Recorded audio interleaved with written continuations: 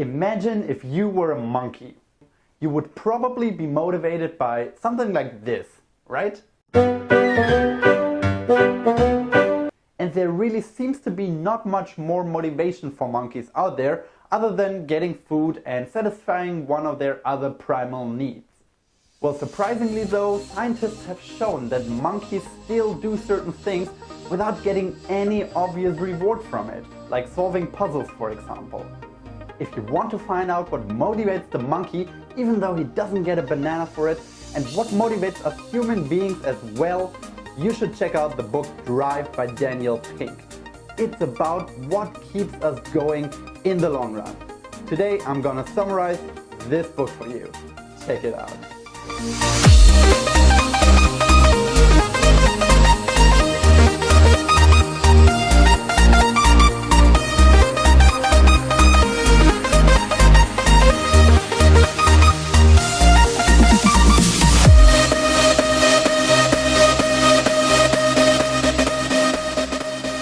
So today I am gonna summarize the 3 types of motivation that Daniel Pink describes in his book.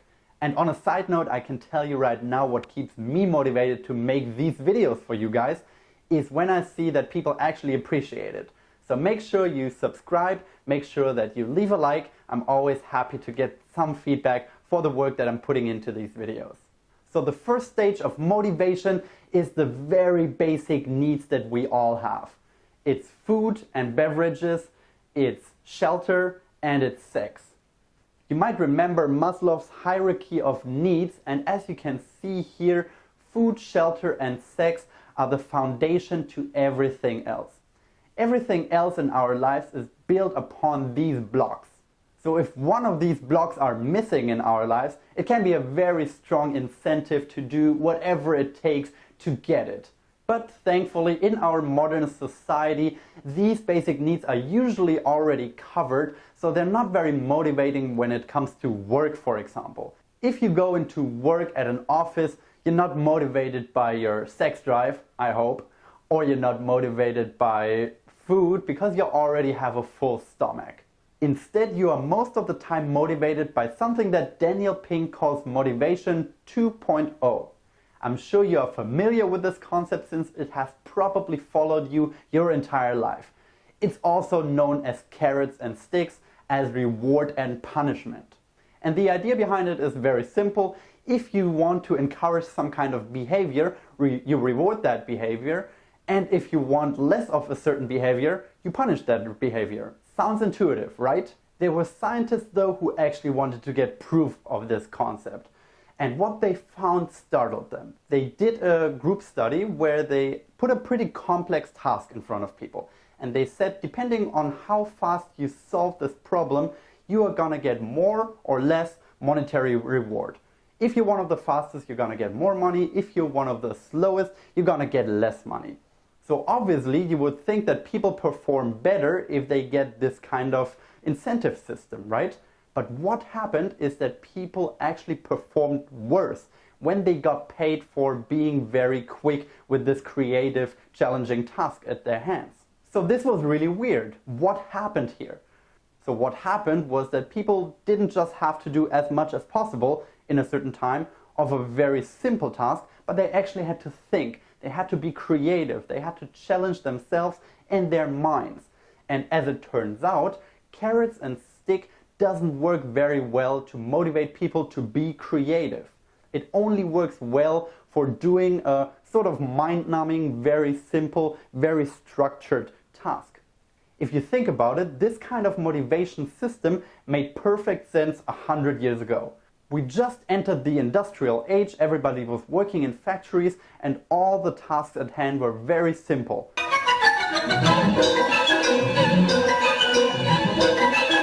It was just one hand movement and you had to do it as well as possible and as often as possible during your 8 or 10 hour shift. Well, nowadays we live in a different time though. We have very challenging tasks at work oftentimes, tasks that nobody can prepare us for. Instead, we have to prepare a certain mindset to be able to solve them. So the work we do these days is very different from the simple labor work that we did 100 years ago. The problem though is that we're still using the same motivation techniques as we did 100 years back.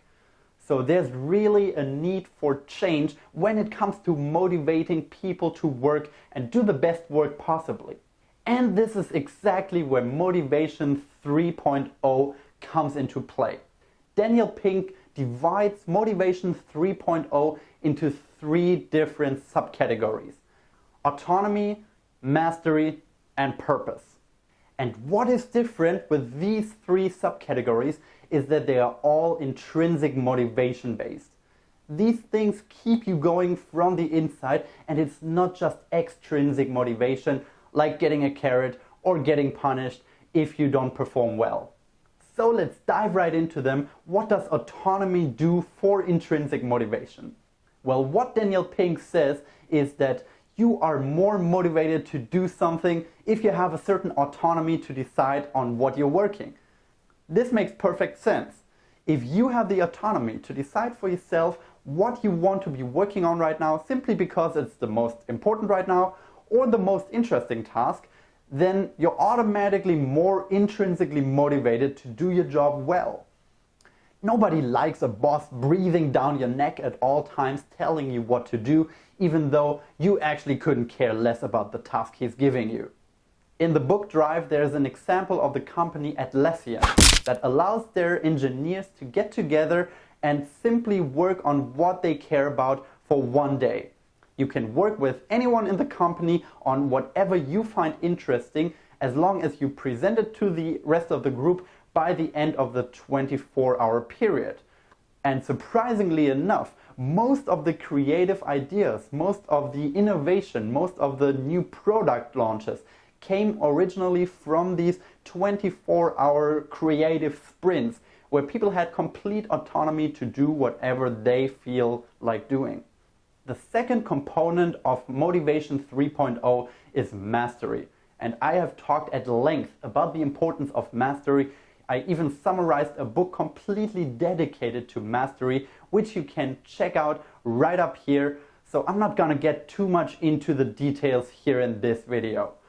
But the important point from mastery is that you need to embrace the learning process and the path that you're on itself. You cannot just focus on the rewards and the results, but instead should be intrinsically motivated by the feeling that you get when you improve on something, when you challenge yourself, when you can learn from others that are already ahead of you and that can teach you. Embracing mastery really means embracing the struggle that comes with improving yourself and not being too focused on being somewhere and becoming someone, but instead be really happy with the process that you're caught in. And then the third building block to Motivation 3.0 is having a strong sense of purpose. Why is it that you're doing what you're doing? Are you passionate about the end result? Are you passionate about the product that your company, that your workforce, that your group that you're part of is producing? Do you feel like you make a change in the world for the better? Just think of a company like Wikipedia. It's completely counterintuitive that every day there are thousands of people all across the world working on making Wikipedia better. They don't get paid for it, they don't get recognized for doing it, and they spend a lot of time and energy on a project where there's no money coming from. All these people have regular jobs on the side. They're having a full-time job. They have a family probably, they have hobbies. And still they spend an extensive amount of time working on making Wikipedia better for all of us. And if you can get just a tiny little bit of that sense of purpose, of that kind of intrinsic motivation for your company, for the group of people that you're leading, then you're already good. So to sum up here, the motivation systems that we have in place all over the world right now are failing us. They're no longer working for our very specific needs of our times. You cannot motivate people anymore with carrots and sticks unless it's a very repetitive and easy task that they have to fulfill. Instead, what you have to give people to keep them motivated is autonomy, a path to mastery, and a clear sense of purpose. And you have to figure this out, because if you don't keep your people motivated, they will go to a different place, to a different person who can. Thank you guys so much for watching this video. I hope you got something out of it. I'm always happy to provide some personal growth knowledge to all of you fine people here. Always happy to grow our tribe. So feel free to subscribe and join us. I'm gonna enjoy a nice banana now. Turns out carrots are not working anymore, but bananas still do. Thank you for watching.